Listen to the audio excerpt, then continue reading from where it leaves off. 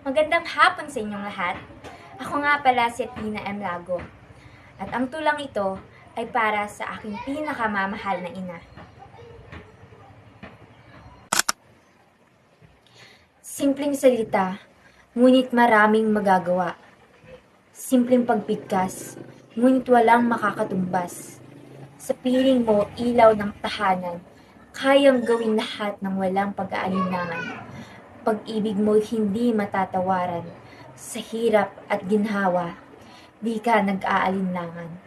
Ina, aking gabay at tanglaw sa buhay, pagmamahal mo buong pusong inaalay.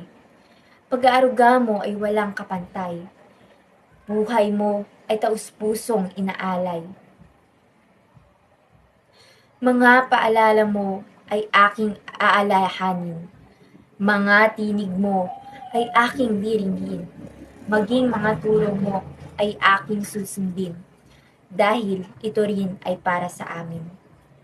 Sa buhay puno ng dilim, ikaw ang tanglaw sa aking landas, ang mga gabay at ilaw, sa bawat luha at bahagang buntot, ika'y nariyan para mag-alis takot.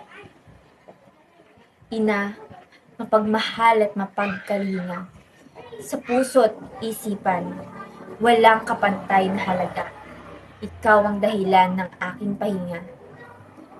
Lahat ay ginagawa para kami ay mapasaya. Salamat sa iyo, aking ina. Sarili mo man ay pagod na.